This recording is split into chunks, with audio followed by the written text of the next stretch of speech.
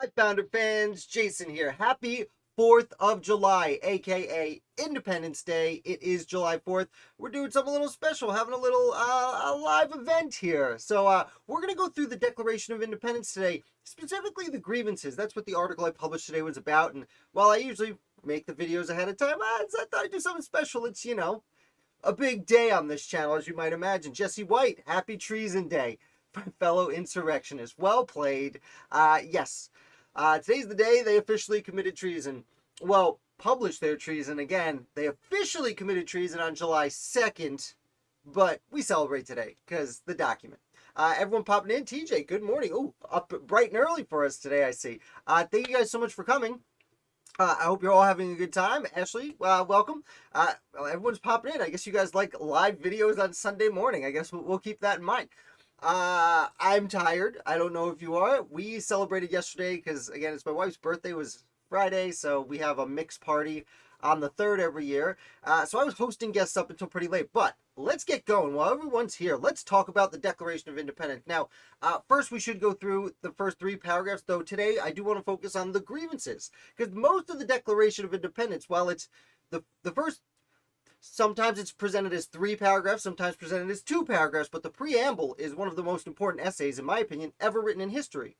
And then we forget to look at all of these lists of teardrops and tissues that the founders presented to King and Parliament. And so we are going to focus on that today because I published an article that's kind of a modern day retelling, a simplification, if you will, of the grievances. But let's go through them.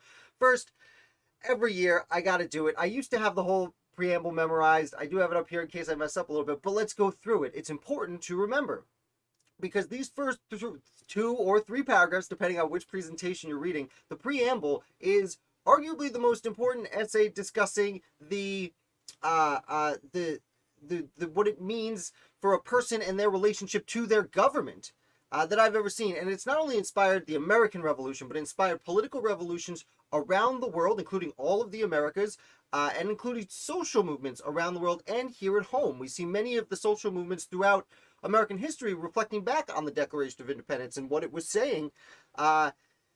These are certain inherent rights, but we need to fight for them, and you need to try and achieve them. And in many ways, we never have achieved all of the rights for everybody, and honestly, we might never do it. That's kind of the whole point, is we always have to be striving to maintain or achieve our liberties, and that is what I love about the beginning of the Declaration. So if you'll humor me for a second before we get into the core of the laundry list of complaints, let's go through the Declaration. It is, of course, the unanimous declaration of these 13 colonies, when in the course of human events, it becomes necessary for one people.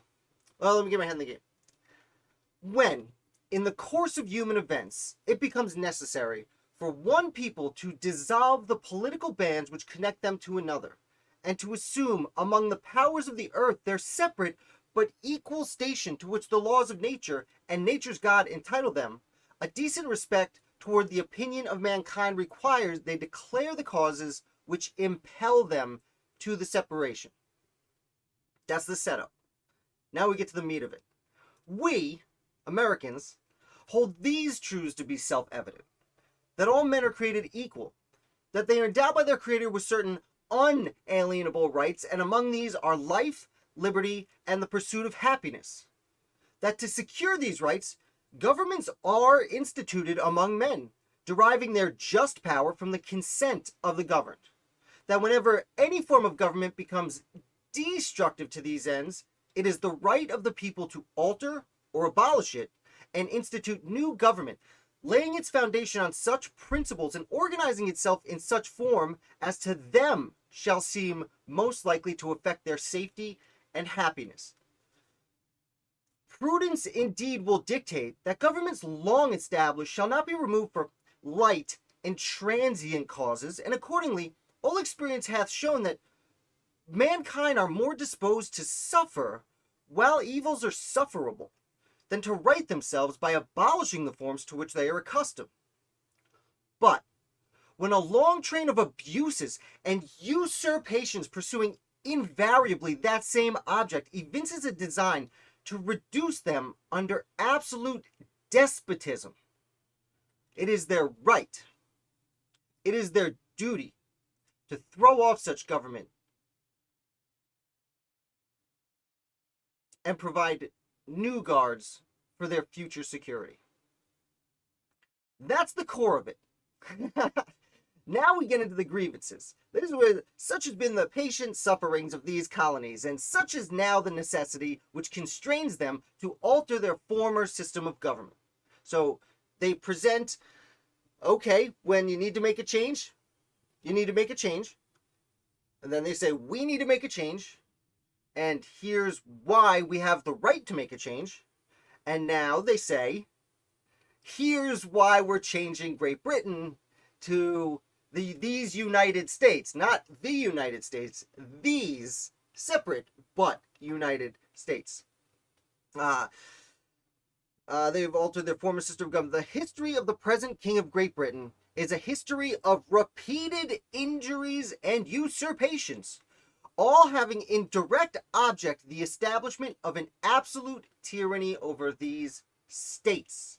To prove this, let facts be submitted to a candid world. Now, I should note real quick that they say at the beginning it's the unanimous declaration of the 13 colonies. And right at the end there, they say an absolute tyranny over these states. It's a very interesting twist that Jefferson uses, because literally in 3 paragraphs, it goes from these colonies have some problems, this is how we can do it, and then by the end of that paragraph, he's already calling them states. So independence is essentially declared by this point.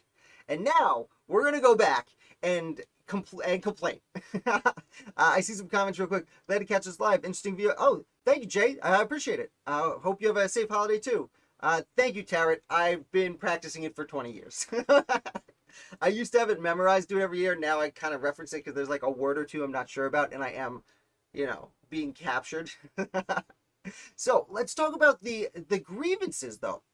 So the first grievance, and I want you to pay attention. There's 27 of them. Pay attention to when they actually say taxation without representation. So the first grievance is, he has refused his assent to laws, the most wholesome and necessary for the public good. And this is essentially saying he won't pass basic laws. Like, we need law. We live in a society that needs laws, and he won't even pass the most general basic laws. Again, and he is the king in his effort to constrain us under tyranny. Second grievance. He has forbidden his governors to pass laws of immediate and pressing importance, unless suspended in their operation till his assent should be obtained. And when so suspended, he has utterly neglected them. Again, basically the same thing as the first one, saying that the royal governors he has installed here, he won't let them pass laws until they send the law across the ocean on a boat for the king to say, okay, cool, and send back across the ocean to be approved. And when the governors do send it over, he, as they say, utterly neglected them. He just doesn't pass them. Again, their first complaint. Now, again, these are being submitted to a candid world. So they are absolutely trying to use a little bit of propaganda here and make themselves look very just. Now, these are legitimate complaints. This was what happened. Did he always neglect all the laws? No. Did all of these laws necessarily have that much urgency? No. But they put this first to make it look like the king is leaving his colonies in a lawless state, which probably what he was doing is wrong, but not really true. They had laws, right? Okay, number 3. He has refused to pass other laws for the accommodation of large districts of people, unless those people would relinquish the right of representation in the legislature, a right inestimable to them and formidable to tyrants only. So, to translate, he threatened to only pass laws if the colonists gave up their ability to participate in government. As you know, many of the colonial governors had been shutting down the colonial assemblies because these colonists were protesting.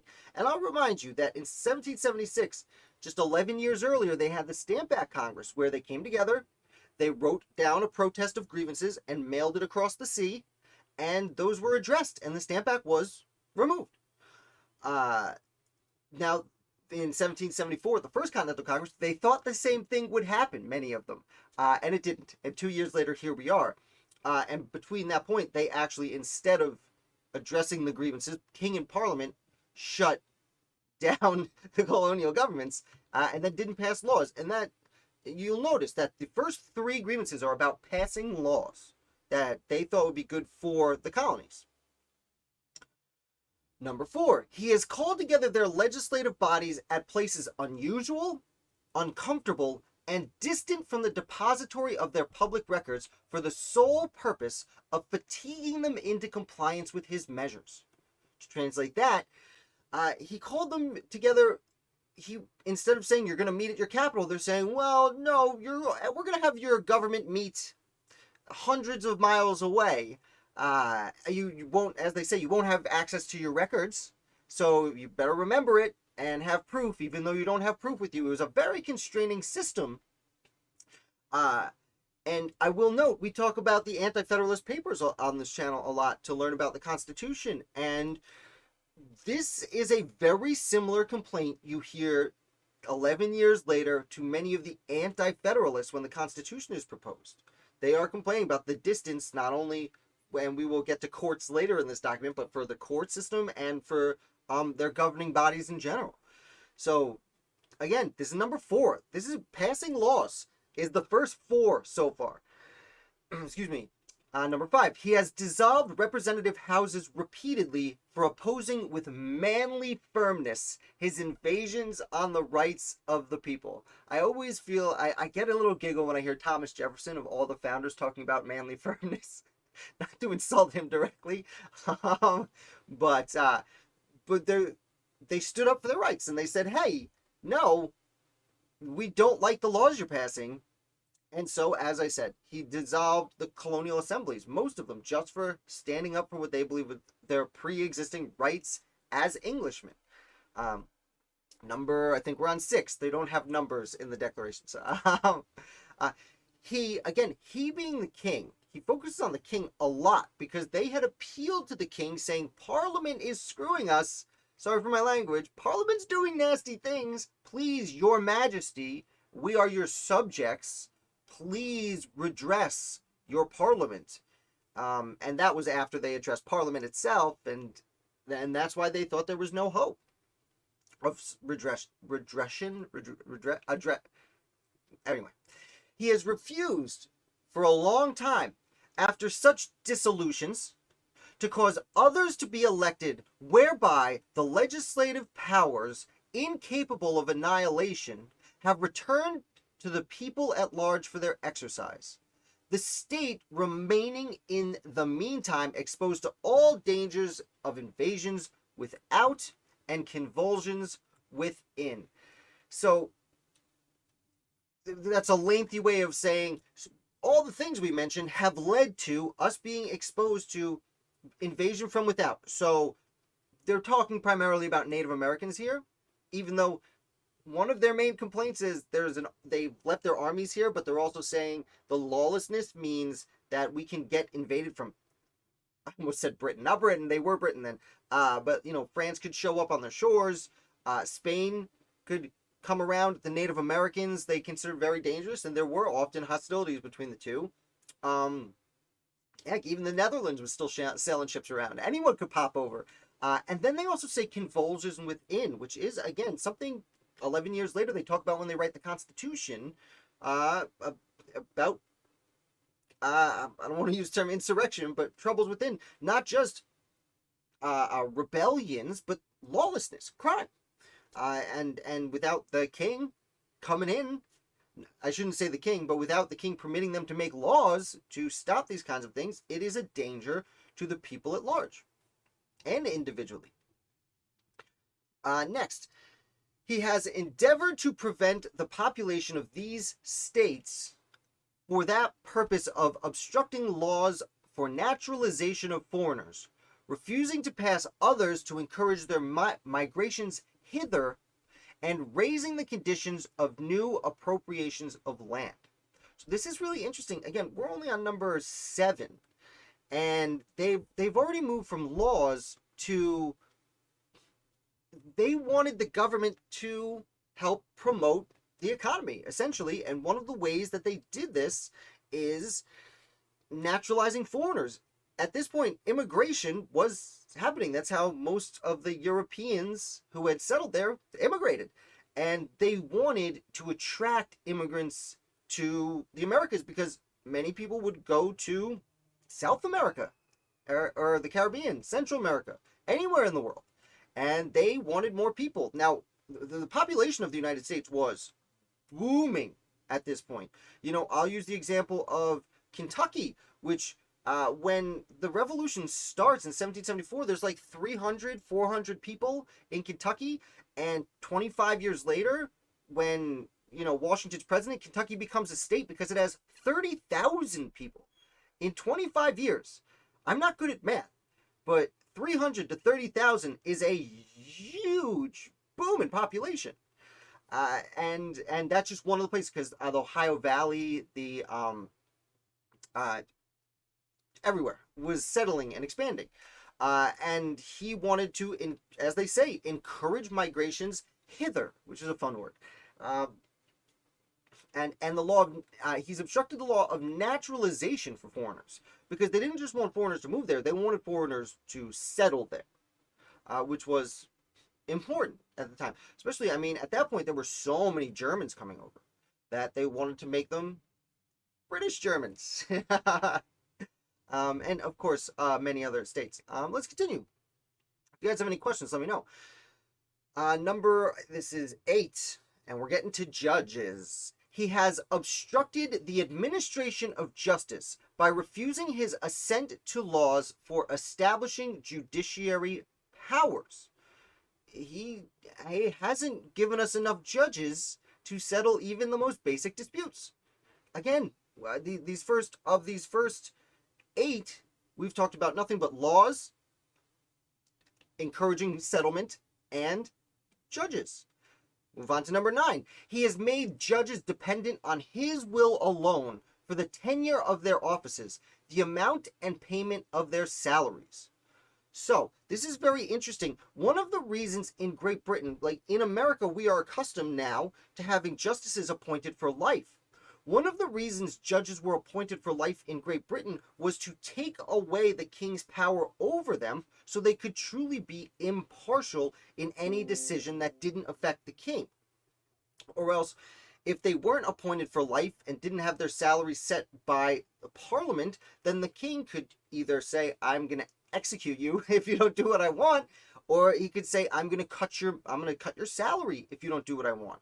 And that's why it was a big deal for the British in the UK, Great Britain at the time, to have this judges get tenure for life. Not in the colonies. The colonies were appointed by the king and were supposed to work for and do what the king wanted. That's not great. And it's actually, I believe it was Brutus, was the anti-federalist paper that we had discussed recently. Again, 11 years later, when they write the Constitution, it comes back to a lot of these same things.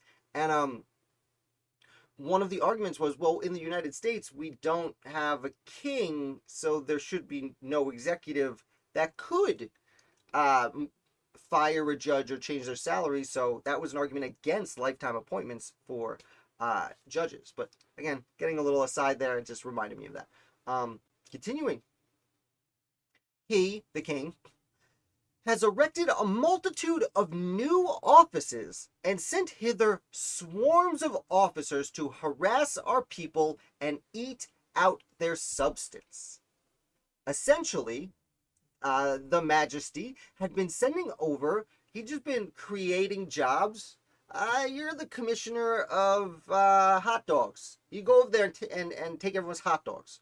Now, obviously, that's not an official title from the 18th century, but that is the idea, is he was kind of creating arbitrary jobs that the colonists didn't like. To be fair, most of those jobs weren't arbitrary. They were custom collecting jobs about taxes that the colonists were not happy about. But again, I want to remind you, this is a there's a lot of propaganda in this document. Again, I love this document. It's a really important one. But when you're listing these grievances for, again, quote, a candid world, as Jefferson says, you want to make yourself look right in the argument. Excuse me. Again, the king, he has kept among us in times of peace standing armies without the consent of our legislatures. Here we go, getting into it. Now, this is what people often reference when they say the founders didn't like standing armies. Now, not all the founders didn't like standing armies. Again, 11 years later, they write a constitution that very much approves of standing armies, is one of the main points of it. Again, one of the big anti-federalist arguments against it. But at the time, it wasn't the standing armies themselves they were against. It was the fact that they were against the consent of the legislature parts is what really upset them. And furthermore, it's in times of peace. They didn't really love the peacetime standing armies. To be fair, most of those armies were brought there during the 7 Years' War or the French and Indian War, and then they stayed and hung around afterwards. So they just hung out during times of peace. Weren't really sent there. Again, trying to make it look interesting. Now, again, I see some people dropped out when I said they didn't not like standing armies. Many of them didn't like standing armies, but many of them did. And dropping the founders as a whole on that one is a tough stick to swallow, which is not a real thing. He has He has affected to render the military independent of and superior to civil power. So this reflects on what I just said. Making the military independent of the civil power. They're essentially repeating themselves here. The army should be under the control of the people there, and it's not. They were under the control of British generals and officers that have been selected by King and Parliament and sent over, and the colonists themselves had no control. This reflects a lot of the colonists' experience in the French and Indian War. Many of the ranking officers, like your George Washingtons out there, and your many others, were treated as lower citizens. So the lowest ensign in the British Army could order around a colonel, like Colonel Washington, in the colonial militia. And the idea was, you have George Washington and others, not just Washington, but others saying, like, why do you think you get to boss us around? Your rank is below mine. What's going on here? And interestingly enough, by the time they declare independence, this has also become a problem in the Continental Army itself, because you have people coming over from the militia. We recently talked about John Thomas, who almost resigned his position because there were people he outranked in the British Army that now were outranking him in the Continental Army because they were from separate colonies, and the Continental Congress wanted to make things even between states. And Artemus Ward was Major General, so we already had one from Massachusetts. Sorry, John Thomas, here's a Brigadier General. John Thomas was like, no, dude. Anyway, he, again the king, has combined with others to subject us to a jurisdiction foreign to our Constitution and unacknowledged by our laws, giving his assent to their acts of pretended legislation. This one, I don't remember what number we were on. This is kind of like a setup for the following ones. All right, I'm not going to look it up, but basically what he's saying there is, here's a short list of a bunch more things we don't like. So we've outlined a bunch of things at length. Now I'm going to give you some quick hits, rapid fire round of things we don't like. One, for quartering large bodies of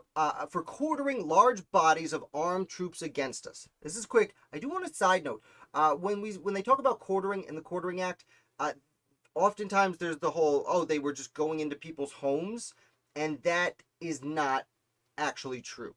That seems to have only happened once, back around the time, even before the French and Indian War, and that was a problem in Albany, New York beforehand. It may have happened other times. That's the only one I know about.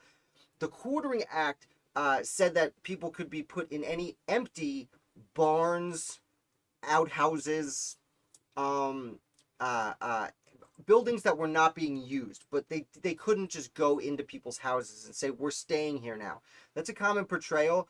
There's a good book about it. The name eludes me. I apologize to the author. I think it's called Quartering, but I'm not entirely sure.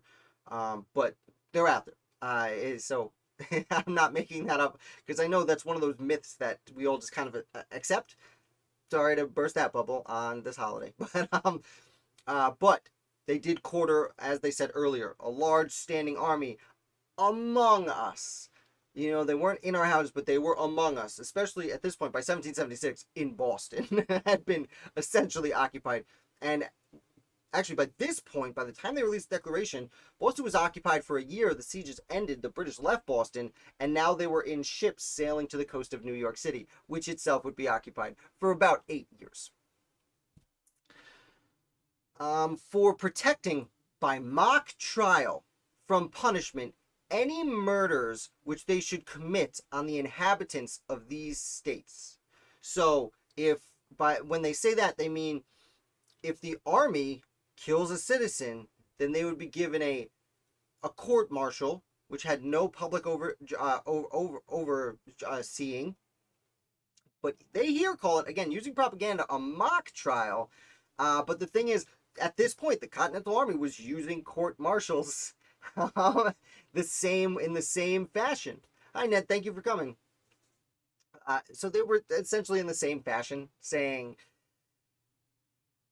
like, we're doing the same thing, but for you, it's a mock trial. For us, it's a legitimate court martial. But again, you could see how they were upset, because there would be what they saw as crimes committed by soldiers in the British Army that had no appropriate oversight.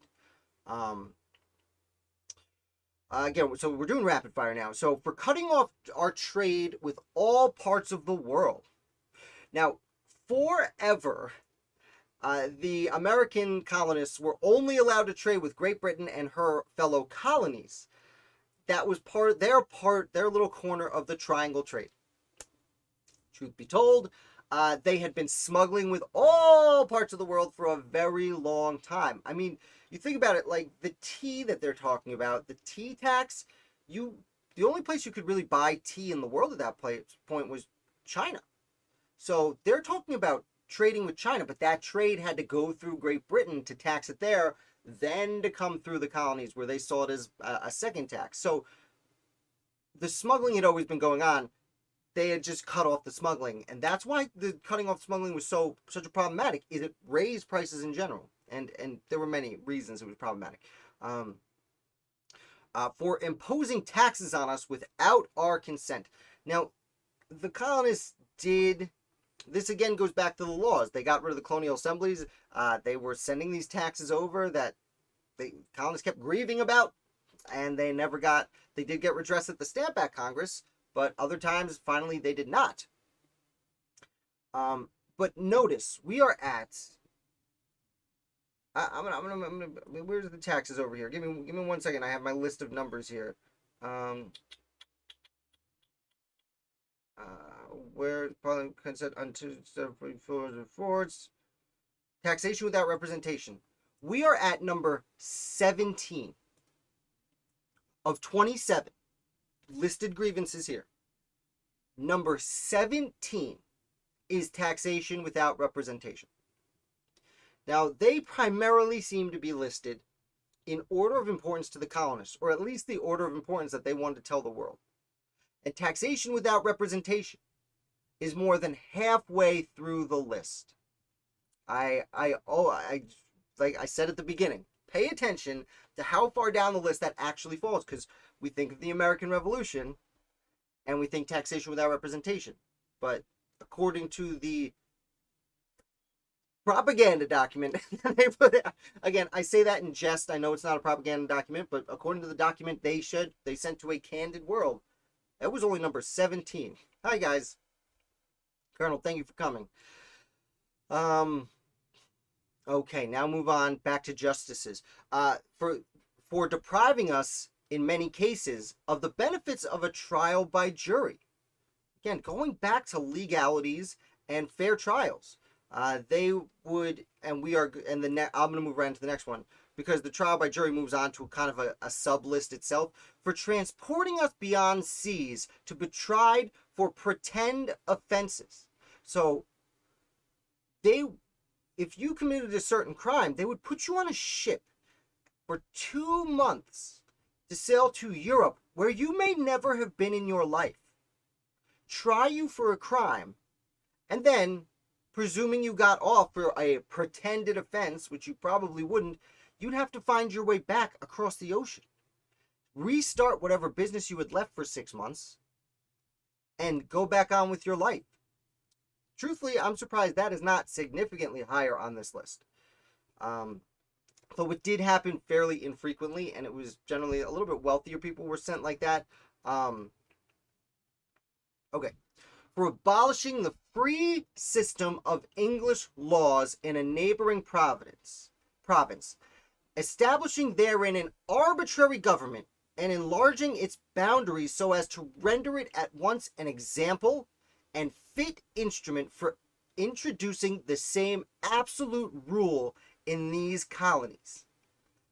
What they're saying there is what's going on in Canada. What are you doing in Canada?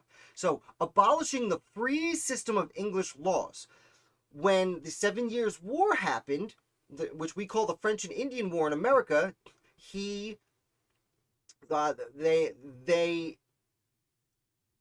said to Canada, we know you're all French here.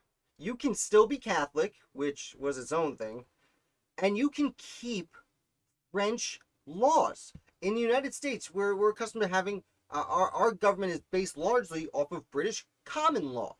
But they left Canada obeying French common law.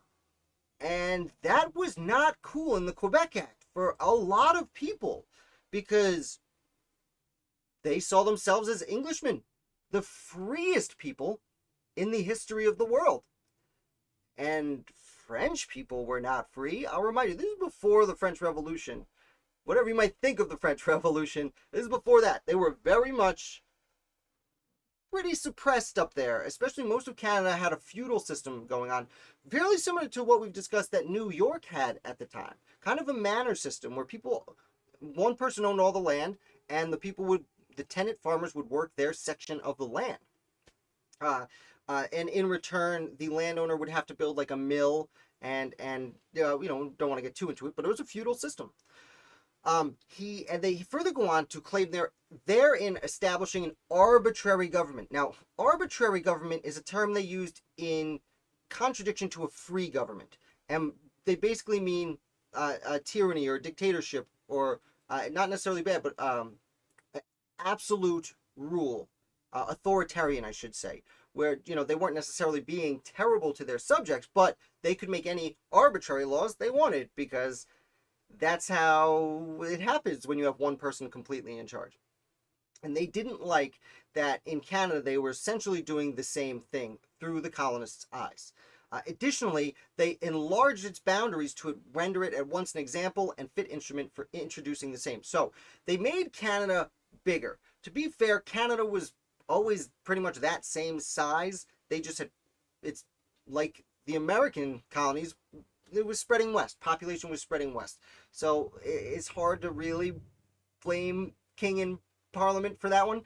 But they are using it as an example to establish rules for the colonies. And that was a fear that they had. That what was going on in Canada is something they might bring to America, because, hey, it'll be a lot easier to control these colonies if we take away their rights as Englishmen and treat them the way the French monarchs treat their colonies. It was a legitimate fear. I forget what number we're on, 20-something. For taking away our charters, abolishing our most valuable laws, and altering fundamentally the forms of our government. Again, they're going back to laws and their assemblies, as they discussed in the first half dozen complaints in this document. The charters, most of the colonies had at one point been established with charters as businesses. Some of them not. Some of them were royal colonies. There were different examples, but in general, they had either charters or constitutions that they ran by. And all of a sudden, because we were complaining about wrongdoing, they just get rid of our constitutions, with again what they called charters at the time, and abolishing our laws. And that goes back to the fact that right at the beginning, the first one that they said he was getting, he refused his assent to laws the most wholesome and necessary for the public good. They keep going back to this because they don't want to break out into lawlessness. They don't want anarchy and rioting in the streets. They don't want to have to fight a war. But there's no law anymore. What are you doing here? Where were we? I scrolled back up. That was a mistake. All the way down here. We've gone through a whole bunch of them. He then goes on to say, for suspending our own legislatures, declaring themselves invested with the power to legislate for us in all cases whatsoever. So again, suspending our legislatures is essentially suspending the charters, because you suspend the Constitution, you suspend the legislatures. Most of the time it was the royal governor suspending the legislatures to halt resistance to taxation. They, of course, made their own legislatures, which they called committees of safety, and committees of correspondence, which were committees of safety were really overseeing any war that might break out, and committees of correspondence were keeping things together. Some colonies had, like New York had its provincial congress that they assembled, although first it was the Committee of 51, so they put together shadow governments and stopped listening to the royal governors, who, again, as they already complained about, were directly appointed by the king and had to send laws over to the king and wait for the king to get back to them. But at the end of that it says, declaring themselves invested with the power to legislate for us in all cases whatsoever. So we are way down in the list now. That all cases whatsoever is direct quote. It's not in quotes, but it is a direct quote from the Declaratory Act. When the colonists complained a decade earlier than this that the Stamp Act was garbage, the Parliament said, okay, fine, we'll get rid of the laws, which was to a large degree because the businessmen in England were hurting, and the businessmen in England said, you need to stop this so we can keep making businessmen money. They rescinded the Stamp Act, but the same day passed the Declaratory Act, which literally says the same word they say here in the Declaration. They have the power to legislate in all cases whatsoever. Essentially, they had said in 1765, okay, we're not going to do it. We could, but we won't for now. And that's then they come back and do it, as we know. But that is a major grievance that the Parliament itself is now saying, we can be dictator of your colonies. And it's like, at least let the king be dictator. You can't all be dictators. Okay, back to the king. He has abdicated government here by declaring us out of his protection and waging war against us. So again, this is 1776. In 1775, the previous year, they had written the Olive Branch Petition. The war broke out, and the king and the colonists, under the guidance of John Dickinson, sent the Olive Branch Petition saying, hey, Your Majesty, things have gotten a little heated here. There's a little bit of a war in Massachusetts. We're not all necessarily on board with that. Can we finally come to an agreement and reconcile? And the king's response was declaring that they were in rebellion and needed to be suppressed. And, oh yeah, we're going to send a whole lot more soldiers to do this suppressing. Again, another thing that's really far down the list you'd think would be way higher up, because, there's now, as they say here, he has abdicated government. The king is sending soldiers to go to war with us. And there is no way that we can consider someone our leader who is trying to have us killed. Handful more here. Thank you for coming, guys. Happy 4th of July. He has plundered our seas, ravaged our coasts, burnt our towns, and destroyed the lives of our people. This kind of goes with he's declared war against us. These are all things that have happened through the course of a year and a half of war. Kind of just adding some flavor to the list. Okay, now they're a little lengthy.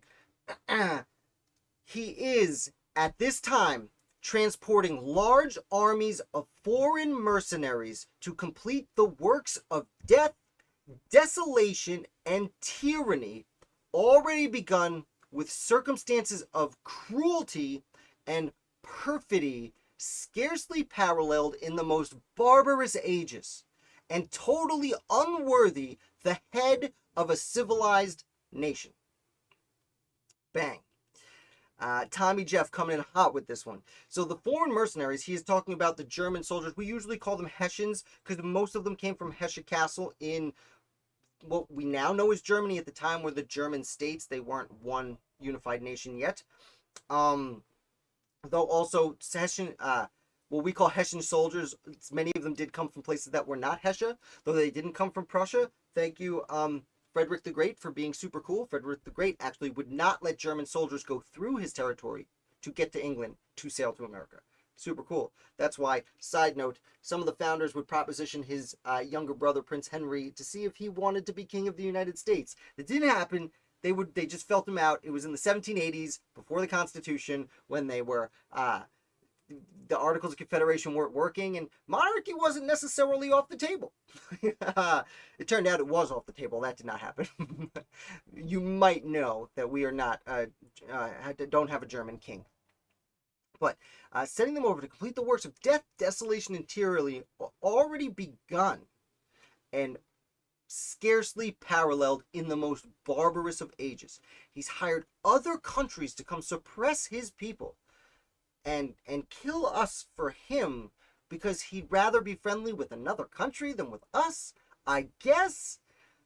And as they say here, leaves him totally unworthy, the head of a civilized nation. A civilized leader would not ever do this to his people, of course. We got two more here.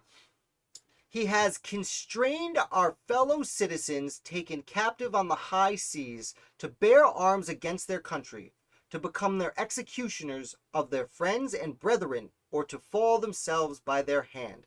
There's a lot of the word there in this one. What he's talking about is impressment.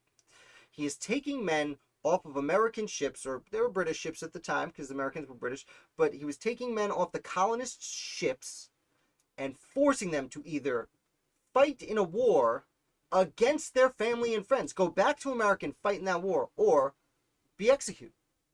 It's a tough choice. Impressment was a major problem. Again, falls really far on the list. Second to last one falls all the way down the list, but it was very important to them and would be really the main cause, one of the main causes of the War of 1812 40 years later, if my math is right. Yeah, 35 years later, the War of 1812 breaks out. And a major reason is impressment. This same problem doesn't stop because it's harder to defend yourself on the high seas when you're a lone ship out there. And last one. He has excited domestic insurrections among us and has endeavored to bring on the inhabitants of our frontiers, the merciless Indian savages whose known rule of warfare is an undistinguished destruction of all ages, sexes, and conditions. Okay, that last one gets a little touchy. When it says Indian savages, their word, not mine. I generally default to Native Americans, although I understand American Indian is an acceptable modern form of verbiage. That being said, their last grievance is he's excited insurrections among us, first of all. That's the important part of this statement, because he has made, they said all the way back at the beginning, we need laws. There's crimes. There's insurrections. And now they're accusing the king of essentially sending in what we would call an agent provocateur to cause trouble, make it look like it's a colonist causing trouble, but no, it was actually one of the king's men causing trouble. He then moves on to the Native Americans. And he says the known rule of warfare is the destruction of all ages, sexes, and conditions. Now, the Native Americans, certain nations, problem with Native Americans is there are so many of them. I shouldn't use the word problem. The thing about Native Americans is there's so many different tribes and nations that they carry on their goings-ons differently. Some of them, many of them, when they were at war, would raid towns and destroy, would massacre. Not that the Americans didn't do the same thing from time to time, but what's interesting is they are actually accusing the king of exciting the Native Americans to do this to them. Part of this is fallout from the French and Indian War, because the Native Americans sided with the French, and then the British won, and the French became British, and then the British were trying to be very cool to the Native Americans. I'm going to talk about it in a second, but the proclamation line of 1763 said Native Americans go there, European descendants come here, just kind of stay away from each other. But then once the war starts, well, the British, the Americans tried to recruit Native American tribes, some successfully, to fight with them. The British tried to recruit Native American tribes, some successfully, to fight with them. And that led to this comment that he's sending the Native Americans after us. Though again, the colonists were also sending Native Americans at the British. Though not as much, because first the Native Americans thought they had the best chance with France, and that didn't work out. And then they thought they had the best chance with Great Britain, and that didn't work out. And then that largely leads to the, about the time the Constitution was written, the Northwest Indian War. In the land in the Ohio Valley, as they called it, or the Northwest Territory, Ohio, Indiana, parts of Michigan, Maine, Wisconsin, Illinois. That is what many Virginians wanted. And so we have gotten through the actual list of 27 grievances that the colonists proposed. But I want to point out that what has been omitted from this list is the fact that they were not allowed to go across the proclamation line of 1763. It is one of the main reasons many wealthy Southerners, especially many wealthy Virginians, but I should say many wealthy people in Connecticut and many wealthy people in Pennsylvania, all thought they had rights to this land. And when they fought the 7 Years' War 15 years before this, they thought they were getting access to this land that they had already started companies and bought stock in companies that bought this land that they were going to sell off for profit as the nation grew westward. But once the king puts up that proclamation line, it's like, wait a minute, what were we fighting for? And I personally find it fascinating that that is left off of the Declaration of Independence. There is nothing about, we did not say a word about purchasing land. We did not say, there was not a lot of word about settlement. The only word about settlement was for immigration, interestingly enough. So while you guys are here, if there's anything else you feel like they left out that they should have included, throw it in the comments there. I am going to rock through the end here. That is the list of grievances, but we've come this far. Let's finish it up. Jefferson goes on to conclude, in every stage of these oppressions, we have petitioned for redress in the most humble terms. Our repeated petitions have been answered only by repeated injury. A prince whose character is thus marked by every act which may define a tyrant is unfit to be the ruler of a free people. I love that line. A prince whose character is thus marked by every act which may define a tyrant is thus unfit to be the ruler of a free people. If it walks like a duck, and if it walks like a tyrant, and it talks like a tyrant, it shouldn't be our king. Okay, 2 more paragraphs.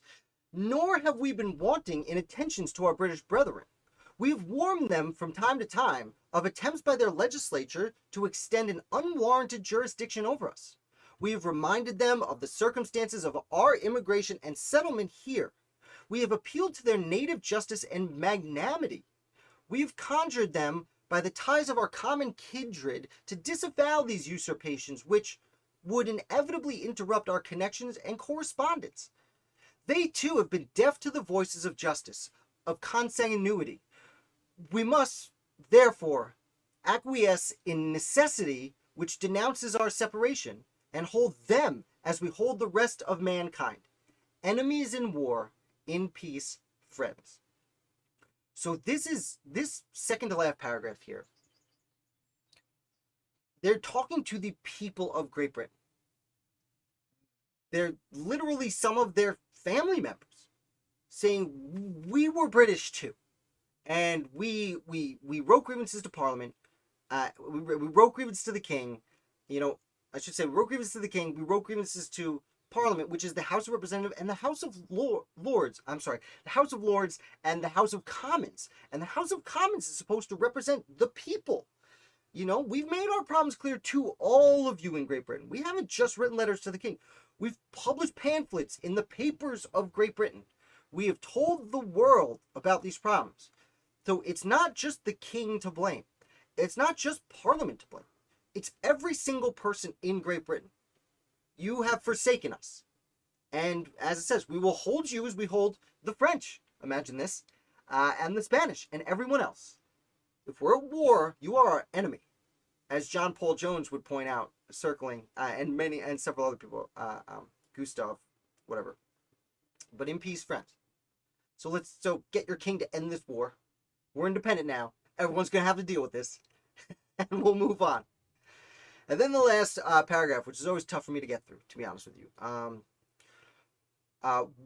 We, therefore, the representatives of the United States of America, in General Congress assembled, appealing to the Supreme Judge of the world for the rectitude of our intentions, do, in the name and by the authority of the good people of these colonies, solemnly publish and declare that these united colonies are, and of right ought to be, free and independent states, that they are absolved from all allegiance to the British Crown, and that all political connection between them and the state of Great Britain is and ought to be totally dissolved, that as free and independent states we have the full power to levy war, conclude peace, contract alliances, establish commerce, do all other acts and things which independent states may have right to.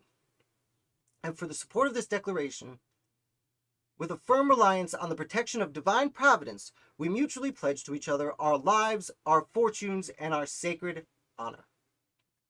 There's actually a lot to unpack in this last paragraph. And we'll conclude with this. It's been fun. I'm not sure. Oh yeah, almost an hour. Yeah, normal live video. We, the representatives of the United States of America. First of all, the U in United is lowercase. They are not the United States of America. They are United States that happen to be in America. And General Congress assembled. They are the supreme judge of the world. So they don't actually ever say God. This is a lot of Thomas Jefferson coming to his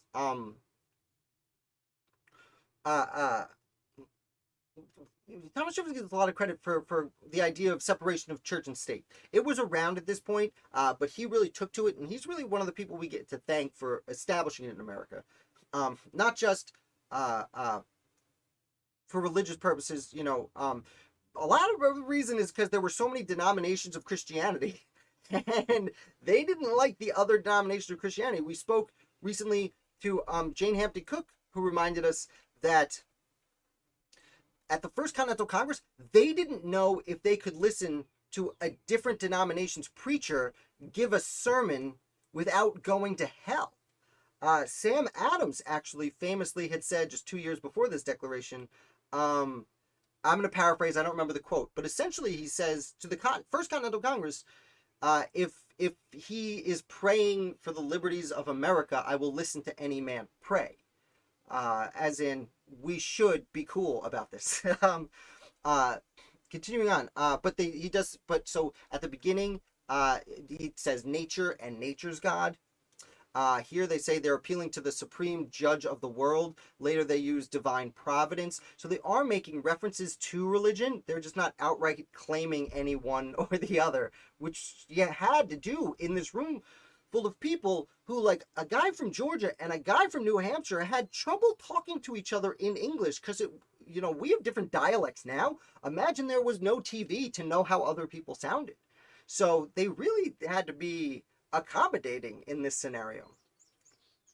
Not to mention there were the carols. One of the carols was there. There were Catholics there. Catholics, imagine.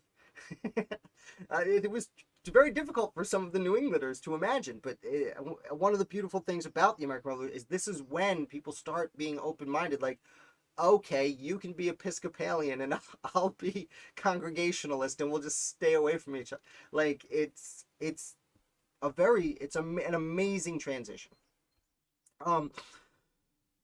Okay, so they do solemnly publish and declare these colonies, capital, these colonies are and of right ought to be free and independent states, which is exactly the terminology used in Richard Henry Lee's proposition about a month earlier, about 3 weeks earlier, to declare independence. What's interesting is, as I said, United States of America, the U is lowercase. United Colonies, the U is uppercase. So when they say United Colonies, they are referring to themselves as one body. That is the name they are sticking with for now. But when they talk about the separate states, they have a lowercase u. And I love to remind you guys that these were different, for the first 11 years or so until the United States Constitution is written, they did see themselves as separate nations. And to verify that, in just the next sentence, they absolved themselves from all allegiance to the British Crown, and that all political connection between them and the state of Great Britain is and ought to be totally dissolved. State is capital of Great Britain, just like States of America was capital. They use the term state as in country, as in nation, as we would use it today. It's difficult for us to say because for 250 years, we've looked at states as less than the nation. Maybe it has been 250 years. It's basically the Civil War. So 200 years almost, 150 years. We think of state as like Canada might think of a province that is one part of the whole. That is not how they used the term states at the time. United States was a league of friendship. Someone left, doesn't like what I'm saying here, but that is the truth. That's why they call Great Britain the state of Great Britain, capital. Totally dissolved. And as all states do, they have full power to do nation things. Levy war, conclude peace, contract alliances, establish commerce, and do all other acts and things which independent states may of right do. I like to focus there. Many of these things are fairly normal. Establish commerce. They did think the government had a role in promoting what was happening within the economy. Now, I don't like to talk about modern politics on the channel. I don't at all. But we still have a debate at whether or not the government should have a role here in the economy. And they did. In fact, 11 years later, when you look at the United States Constitution and what Alexander Hamilton did thereafter, they very much thought that the government should have a role in establishing commerce. And it's actually when they complain about taxation, one of the reasons taxation was so far down on the list of grievances is because they did think imports could be taxed. They didn't want internal taxes. Words are escaping me now. I've been talking for too long. I don't usually shoot live this early. But they did think certain things could be taxed by the nation, imposts that were being brought into the country, because that's how our government raises money. But it was the internal taxes that within the colonies, or now states, those are the things they did not believe the federal government should have any control over. And in fact, as I've been saying, 11 years later, when they write the Constitution, many of the anti-federalists are making the same argument. What do you mean you can just tax us with your big standing army? And it's largely held over. But again, that's exactly why I hate to use the term the founding fathers thought. You know, you see people say this on the social medias and on the TVs. The founding fathers would have blah, blah, blah. And it's like, no, like half of them probably, and the other half probably not. Even with these grievances, many of the founders listing these grievances in the Declaration of Independence didn't think everything that was being done was wrong. They just thought that they should have a say in it. They thought it was being done wrong, even if it wasn't wrong, right? It's like if you're it's kind of like getting a safety in football. Like, yeah, you scored points, but that's not that's not how it's supposed to happen, right? That's a terrible analogy, and I apologize for it. I'll think of a better one. Oh, it's like if you're playing baseball and you hit a home run off the foul pole. It counts, but like, eh. Okay, not good at analogies today. My analogies are not hitting. And then the very last statement, for anyone just popping in, you missed the whole thing. Thank you for coming. In support of this declaration, with a firm reliance on the protection of divine providence, again, a vague reference to God so as not to offend any of the various forms of Christianity that were in the building, we mutually pledge to each other our lives, our fortunes, and our sacred honor. And it's very important how they end the Declaration of Independence.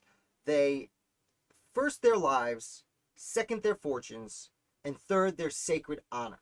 So, as opposed to the Declaration, which seems to mostly be listed in order of importance, this goes backwards. The most important thing to them is their sacred honor. That's why we see so many duels happening around this time, is a man's honor was extraordinarily important. People got offices for their honor. We discussed, Ryan Cole came on a few month or so ago and was talking about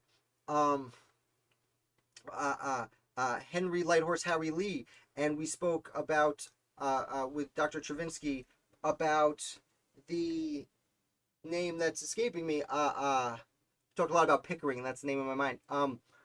Edward Rutledge, who was the first Attorney General and took over for Jefferson as Secretary of State. He, because his arguments with Washington and his arguments with everyone, and he's kind of a nice guy, like, you know, he wasn't necessarily wrong in all these situations, he gets his political clout taken away. His honor is hampered. Now, he still remains a lawyer. He's still wealthy, but these two men are examples of many people who just a little bit of criticism in the public eye could destroy your career. And that's why their sacred honor is written last, because that's the last words of the Declaration of Independence are sacred honor, because nothing was more important to them than their honor, as Jesse points out over here. Then their fortunes and their lives. So their lives were less important than their fortunes and their sacred honor, though the word fortune is not just money, it's also their destinies, kind of. Their, you know, the other definition of fortune. I'm not an Englishman. We're not. I'm here to talk about history, not the English language. But I assure you, you understand me. And then we have a bunch of names here. Georgia. Is this in? This is not in the right order. But anyway, I pulled up a website. But we got Button Gwinnett, Lyman Hall, George Walton, William Hooper, Joseph Hughes, John Penn, Edward Rutledge, Thomas Hayward Jr., Thomas Lynch Jr., Arthur Middleton, John Hancock, Samuel Chase, William Paca, Thomas Stone, Charles Carroll of Carrollton, George Wythe, Richard Henry Lee, Thomas Jefferson, Benjamin Harrison, Thomas Nelson Jr., Francis Lightfoot Lee, Carter Braxton, Robert Morris, Benjamin Rush, Benjamin Franklin, John Morton, George Clymer, James Smith, George Taylor, James Wilson, George Ross, Caesar Rodney, George Reed, Thomas McKeon, William Floyd, Philip Livingston, Francis Lewis, Lewis Morris, Richard Stockton, John Witherspoon, Francis Hopkinson, John Hart, Abraham Clark, Josiah Bartlett, William Whipple, Samuel Adams, John Adams, Robert Treat Payne, Elbridge Gerry, Stephen Hopkins, William Ellery, Roger Sherman, Samuel Huntington, William Williams, Oliver Wolcott, Matthew Thorne. There are 56 of them. A good amount of founders did die in debt, Jesse. That's true. I will say these signatures started arriving on August 2nd, 1776.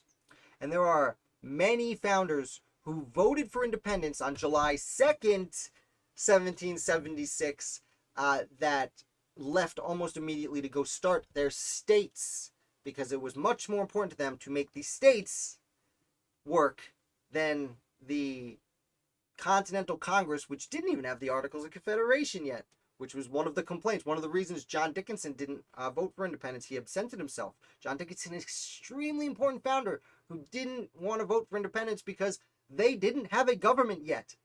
He's also the guy who wrote the first draft of the Articles of Confederation. He's like, here, I got it. We should do this first, because what, are we going to not have a government for a while? That sounds dangerous. And it was. You look at most revolutions throughout history, when there's a violent revolution, they usually end with dictatorship.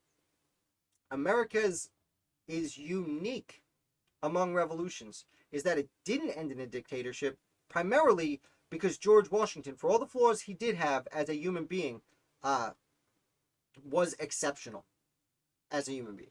As that he was presented the opportunity to seize dictatorship. Like, he could have been Napoleon before Napoleon, and he chose not to, and then only reluctantly became president. And I will note here that one of the amazing things about the American Revolution also is not only did that not end a dictatorship, but John Adams essentially takes the presidency from George Washington. That's not a big deal because they were the same party. But when you look at two parties or factions after any revolution in history, when one faction comes to power after a revolution and then another faction comes to power, that's usually really violent. But Adams handing power to Jefferson non-violently is extreme through history. And it does, for all its flaws, really point to what an amazing constitution ours ended up becoming. It was, for those of you who are new to the channel and have stumbled onto me, I do a series every Friday. I went through all the Federalist Papers. Now I'm going through many of the anti-Federalist Papers. There are some really interesting arguments in there, but for what all of those arguments and flaws were, there are, the government has lasted, so it is hard to argue with that. There's been some tricky times along the way, but it has lasted, which is fascinating.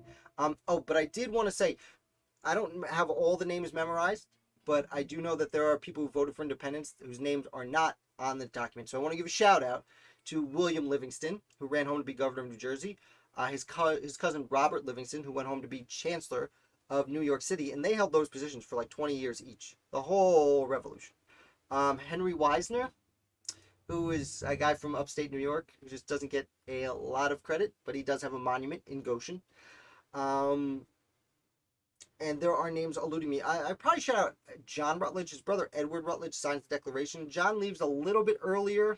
I don't think he's there for the vote. He leaves earlier to go home and start the government ahead of time in South Carolina. And I know there's more people that I knew in the past, and their names are eluding me. So apologize to them, but they have passed away about 200 years ago, so I'm sure they don't mind. Cool. Thank you, guys. Yes, Washington was an amazing character. Thank you for hanging out. This is fun. I'm actually surprised how many people took the 4th of July morning to come hang out with me, but I am happy you did it. Thank you for sitting through the Declaration of Independence. I usually recommend to everyone in my life for 20 years, well before I started this channel, to go take the time to read the Declaration every 4th of July. Now, you don't have to do that because you just sat through me not only reading it, but analyzing it at length. So you've done your patriotic duty today. Go have a drink or a barbecue or whatever. Shoot off some fireworks if it's legal in your state. Happy 4th of July. Happy Independence Day. I guess that's all we've got for today. I will be back tomorrow, as always, with another founder. And I guess that's about it. I didn't plan out how to end this. I just thought we'd get to the end of the Declaration, and I didn't think about, I saw the names, read through those, and that threw me off because I was not prepared to do that. You guys are new here, like and subscribe. A lot of you guys have hit like, that's amazing. Subscribe. I put out American Revolution content all week long. Usually it's every morning I put out a brief article on my website, Founder of the Day, and video about 5 minutes long about a different American founder. There are so many stories to learn, and I am going through them slowly. At night at 8:15 through weekdays, we play trivia on Fridays, which is fun. I do a weekly wrap-up of all the founders I've covered on Thursdays, and Monday, Tuesday, Wednesday, I either do a long-form video. We're going through the First Continental Congress on Mondays now, and I've been interviewing a bunch of authors and other people involved in the American Revolution, which are a little bit longer, kind of podcast style interviews, which are a lot of fun. And I've referenced them a bunch of times today because I've learned a ton, and I'm sure you will too. So thank you for watching. Jesse, Ned, you're welcome. Happy 4th of July. Jesse, happy 4th of July.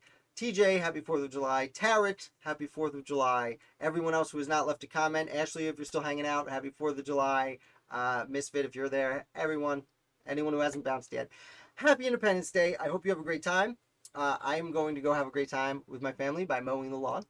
And then I will have a more casual time. Although, actually, I am going to write some articles. So, no, I will be doing Founder of the Day, because what better day to read and learn about the American Revolution than the 4th of July. That's why it's a special day in this house. Thank you again, guys. I really appreciate the last year has been amazing growth on this channel. So I appreciate you guys watching, taking the time to hang out, and the fact that you want to learn about the American Revolution along with me. So thank you so much, and I'll be back with another regular old founder for you tomorrow.